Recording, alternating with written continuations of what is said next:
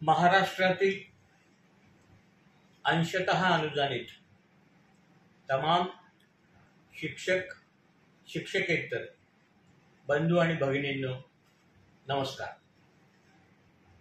सगळेच विषय मी तुम्हाला सांगतो।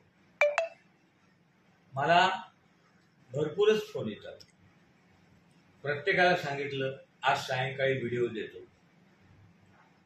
बघा, पहिला विषय 3379 3361 0511 या हेडचे जून जुलैचे अनेक जिल्ह्याचे पगार राहिले होते। यासाठी म्हणून प्रचंड मेहनत घेतली।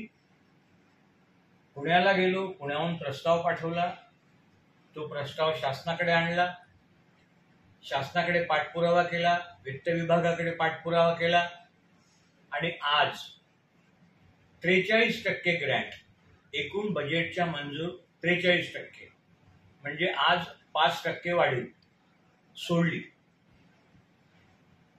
3361 ला 39 करोड, 0511 ला 25 करोड आणि 3379 ला 16 करोड, म्हणजे 80 करोड रुपये आज वित्त विभागाकडून सोडवून घेतले। आता तुमचे राहिलेले जून जुलैचे पगार होतील। ऑगस्टला लागणारी ग्रँट रेग्युलर ऑगस्टच्या 22-23 तारखेला सोडली। आता याच्यात एक गोष्ट लक्षात घ्या की H973 याचा देखील असाच प्रश्न आहे, त्यांचे पगार राहिलेले आहेत। H973 ला ग्रँट पुढच्या आठवड्यात सोडतो आणि राहिला 469। या 469 ला थोडा वेळ लागेल, कारण खालून परत पुण्यावरून मागणी आणायची आहे आणि मागणी आणून ती वित्त विभाग शासन यांच्याकडे पाठपुरावा करावा लागणार आहे। म्हणजे 469 ला जो काही इरेग्युलर पगार होत आहेत किंवा राहत आहेत तर त्यांचा प्रश्न हा ऑगस्ट पेड इन सप्टेंबरला सुटेल, म्हणजे ऑगस्टलाच त्यांची वाढीव ग्रँट येईल, तोपर्यंत ती येणार नाही। मी सगळ्याच लेखाशीर्षाचा आढावा घेतोय, म्हणजे अगदी 442 पासून 442, 502, 3361, 3261, 0511, 3379, 1901, 1948, H973 सगळ्या लेखाशीर्षांचा आढावा मी घेतोय। साधारणतः सगळ्याच लेखाशीर्षांना August paid in September regular होईल असा माझा अंदाज आहे, ते मी ते करतोय। आता दुसरा प्रश्न, वाढीव टप्पा, त्याचा GR कधी निघणार?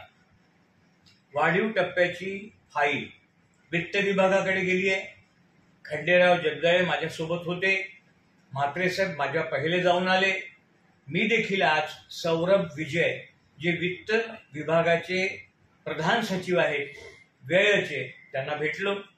त्यांनी सांगितलं की तुमची फाईल GR सहित आलेली आहे, म्हणजे आपला जो GR निर्गमित होणार आहे तो वित्त विभागाला दाखवायला आलेला आहे।